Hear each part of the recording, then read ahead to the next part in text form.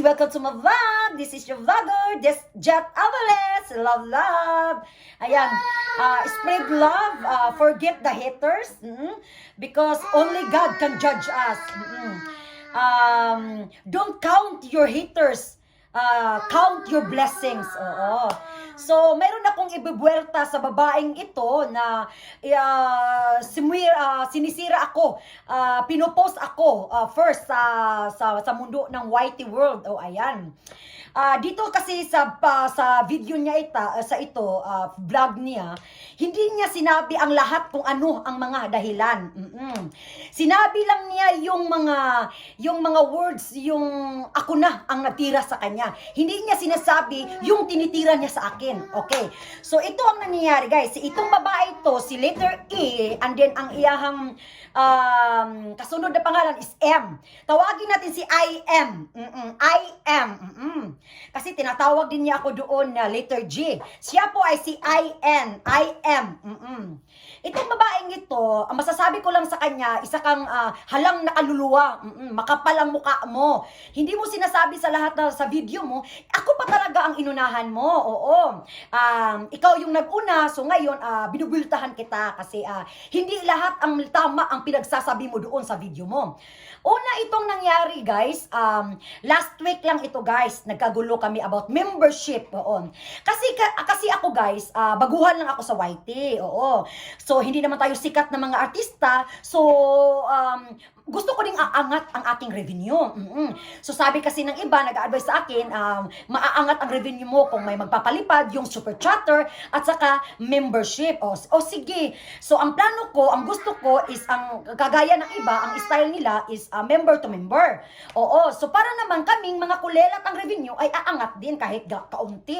Oo. Hindi yung makasarili. Oo. So, ako, nagpa-member, ang style ko talaga is member to member. Example, member ka sa akin. Kung Monica, magpa-member din ako sa iyo. Iba pa yung palipad ko, super chatter, pag nagustuhan ko yung mga video mo. Hi, baby! Wait, some baby, ha? O, pag nagustuhan ko yung video mo, and then you are also deserving my help, nagpapalipad talaga ako. So, ayan ang nangyari. Ito si DC, nagme-message sa kanya, kasi si DC nag-asa akin. Itong si DC ay vlogger din, monetization. Pero si DC ay hindi masyadong nag-EL kasi busy siya sa kanyang mga anak. Oo. So, yung ang kulelat talaga niya, minsan nga siya ay nasalulungkot dahil si Lulu ay nagmumukbang sa karibinyo kahit maliit na lang. Oo, minsan na 5, 7, ganyan na lang. So, naawa ako ka DC. Sabi ko sa kanya, ang style ko DC is ganito. Member ko, ang mapamember sa akin ay mimimbiran ko rin. Oo, para patas ang labanan. Oo, para kaming dalawa ang aangat ng revenue. Oo, kahit konti, makatulong na yan. So, sabi ni DC, guys, si DC naman ang nag-aasa akin, nagme-message sa akin, Jujit, ano bang style mo? Oo, para umangat ang revenue mo. Kung sabi ko sa kanya, makakuha tayo ng revenue to super chatter at saka sa mga membership. Oo. So, ito si DC naman, finalo yung style ko. So, nag-message siya ito kang A and M. Itong babaeng itong walang halang ang kaluluwa, nag-message siya. Oo, sabi ni DC, in the nice words, in the wise, kasi si DC hindi ito palaaway eh. Oo, she misses this girl in a nice word, in a nice way. Hi, gusto kong i-cancel ang aking membership kasi unfair naman. Sinabi talaga ni DC, unfair naman na ikaw ay hindi nagpa-member sa akin. Oo, so ako, magka-cancel din ako kasi pinapalo ko lang ang rules ni Jujet. Oo. Hindi ko alam, maganda ng topic nila at nadadamay ako. Oo, nadadamay ako, so wala akong alam. Oo. So, ito si DC, nag-cancel talaga. Kinancel niya ang membership niya. Tapos itong si letter A, nagalit. Nagalit siya kasi bakit kinancel ni DC ang membership sa kanya. Oo, wala siyang rights na magalit kasi si DC is she have everything.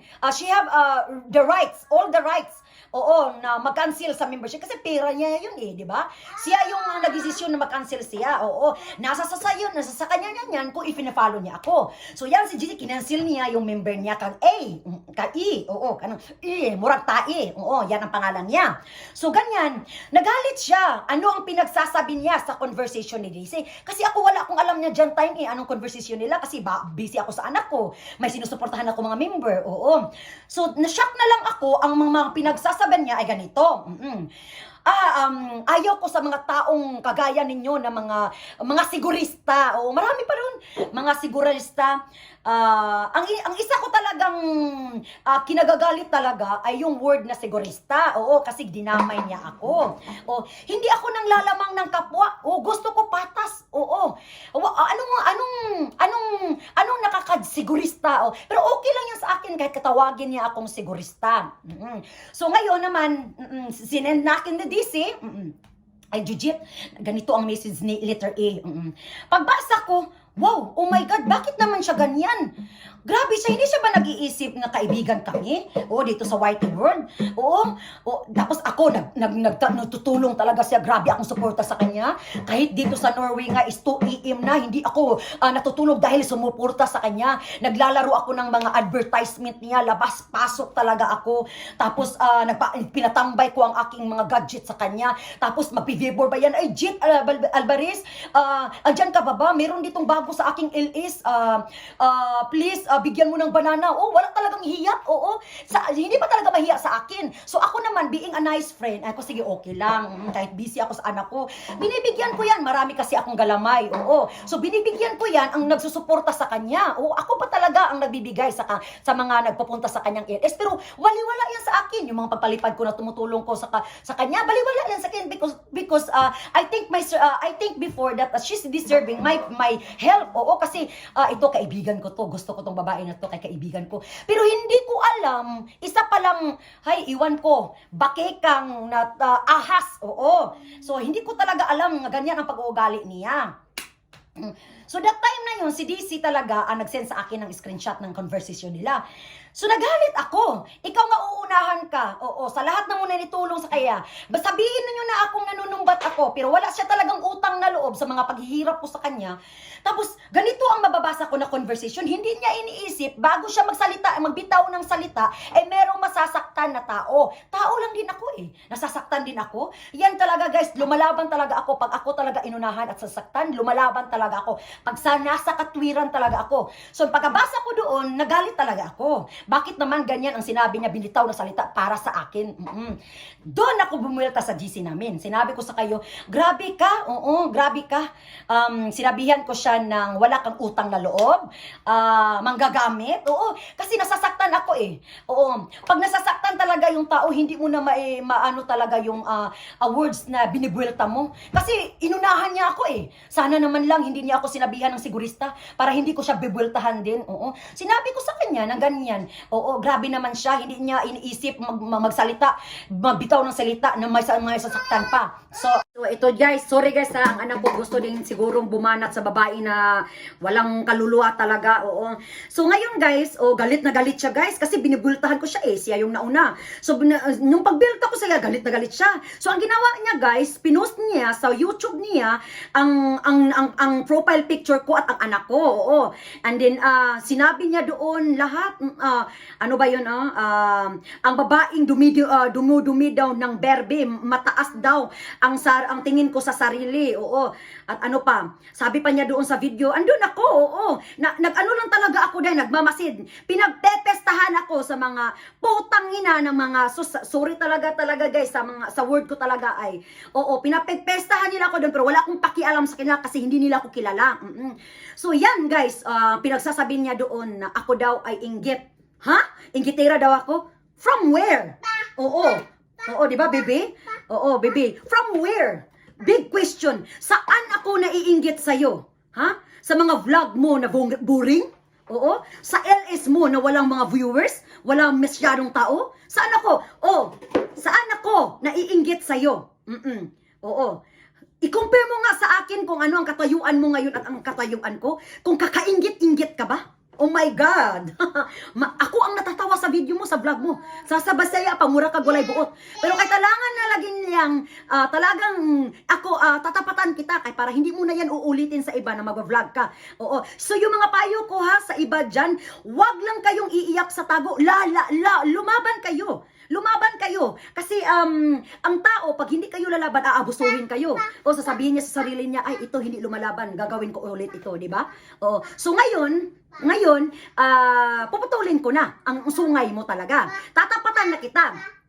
So, so yan talaga guys, marami siyang pinagsasabi doon, ako daw ay pakitang tao, no. Hindi ako nagpapakitang tao. Bakit naman ako magpapakitang tao sa hindi ko mga kilala at nagsusuporta ako ng todo? Diba? Oo. Kung yan talaga ako. Ako yung klaseng tao na tunay talaga. Oo. Marami, wala akong naririnig talaga na plastic ako, yung masaya, wala. Akong klaseng tao na to, tunay talaga. Kung ano ang binabato mo sa akin, yan ang ibabalik ko sa iyo. Diba? So, dapat isipin mo muna ang iyong pinagbibitaw ng iyong bunganga para hindi ka mabultahan. So, yan. So, ano pang pinagsasabi niya sa YouTube niya? Ano pang? Marami siya. Pinopost pa talaga niya, pati ang anak ko nga, profile namin sa event conversation namin. And again, that's against the law, ha? Kasi hindi ka nag-ask permission sa akin na ako ang magulang. Alam mo bang galit na galit ang tatay ng anak ko, ang ex-Norwegian ko, galit na galit sa iyo, babae kang wala kang, uy, oh my God na lang talaga, Lord Jesus. So ano ba? Oo, siya talaga ang nag-una talaga guys na i-post ako through YouTube in this world. Ayan. So ang ginagagalit ko lang talaga guys, hindi niya sinasabi doon lahat-lahat. Hindi niya sinasabi lahat-lahat ng sa YouTube niya ang mga dahilan at saka ang the first. Oo, na siya talaga ang nag-una sa bunganga niya, pinagbubungaan niya si Daisy. Pinagbubungaan talaga ito si Daisy. Si Daisy naman nag-report sa akin at nasali lang ako. Siyempre, kinakampan ko si Daisy kasi siya yung tama. Oo. Tapos sinasabi pa niya sa akin na namimilit ako magpa-member. No! Bakit naman ako mamilit? Aanhin ko ang barya ng isang member. Diba? Bakit naman ako mamimilit? Hindi ako namimilit. Baka ikaw ang namimilit. Kasi, understand na. Kasi wala, hindi masyadong malaki siguro dyan ang sahod.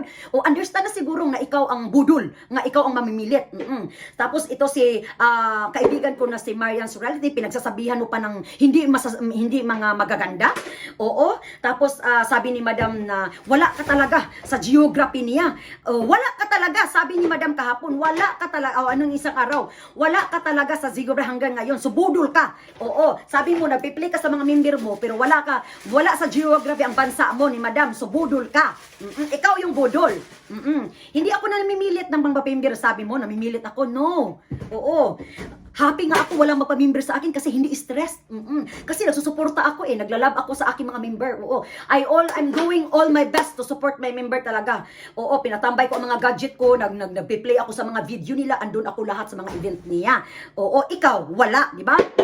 Ang gusto mo lang, tatanggap ka lang ng pera, revenue ng iba, at ikaw, prinsesa ka, parang daking ka, wala kang ginagawa, di ba? Unfair? Oo. So, nagagalit ka pa na i-cancel ni DC ang memberships niya sa'yo. Nagagalit ka pa. Kahit ano na bang pinagsasabi mo sa bunganga mo. Oo, ang nalabas ng bunganga mo, kaya binubultahan kita, yan, nagalit ka. Ano pa? Ano pa ang mga sinabi niya doon sa YouTube niya, pinopost niya. Ako talaga guys, hindi na sa isip ko, hindi na talaga siya aak sa kaya ng panahon. Kasi marami nagsabi sa akin na don't put your level, down your level to here. Kasi hindi na talaga sobra na talaga O kailangan na talagang may magawa akong paraan kasi inunahan niya talaga akong i-post sa YouTube. Oo. So ipagpatuloy mo lang yan ha. Teka lang guys.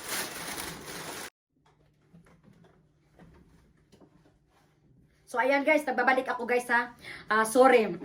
Tapos, ano pa? So, ito ding mga taong ito, nakisawsaw. So, wala namang alam sa mga dahilan ng aming pag-aaway, nakisawsaw. Tahimik ka na lang ha. Shut up.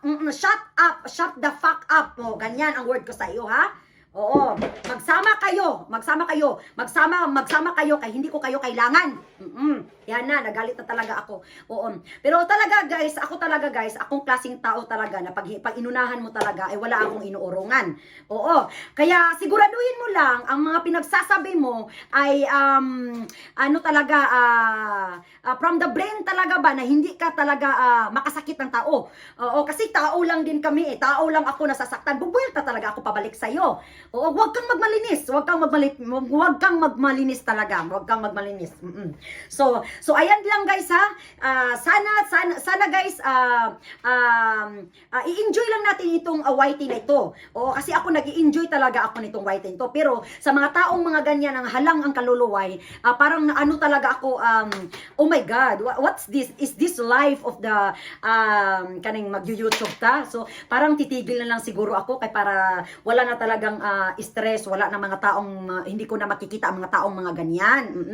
So guys, pero hindi, sayang yung sayang yung nasimulan ko. Bakit naman ako titigil sa isang tao na kagaya niya? Sabihin pa niya ako naiinggit sa kanya. From where? Talagang from where talaga ako naiinggit?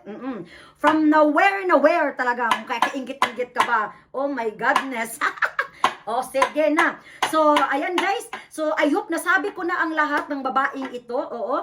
So, siguro kung para sa akin lang talaga kasi inunahan niya ako salitaan ng hindi masama na ako itawagin na kahit ano-ano. Siya din ay isang makapal ang mukha at saka walang utang na loob at saka insecure. Oo. Binaliktad niya sa akin ang aking ako ay inggit. Oo, siya ang inggitera. At saka siya ang pakitang tao. Kahit nga sa LS niya, hindi nga siya nag-smile, di ba? Oo, plastic talaga, di ba guys? Oo. So, buti na lang ako, kahit hindi ako namimili sa suportahan guys. Oo. Kaya hindi ako namimili din ng kaibigan, basta deserving lang. Oo, true lang ang ipapakita niya kaibigan sa'yo. Nagsusuporta talaga ako dyan, guys. Pero siya, oh my God, siya yung plastic talaga. Siya akong nakilala talagang napaka-plastic talaga na tao. Oo, makikita mo naman yan sa pagbumuka, di ba? Budol. Oo. So, have a nice day everyone. Sana nalabas ko na ang aking hinanakit. At hayaan na natin ang mga taong mga ganyan. Oo, kasi mga taong ganyan, hindi talaga aangat. Kahit ano pang paghihirap nila, gagawin nila sa buhay, magsusumikap, hindi talaga iangat ng mga taong mga ganyan ni Panginoon. Bakit? Oo, dahil ganyan sila. Di ba? So, hayaan na natin na sila, guys. I will ignore them, guys. And then, I will only count my blessings, not the haters. So, have a nice day, guys. Goodbye! Mwah!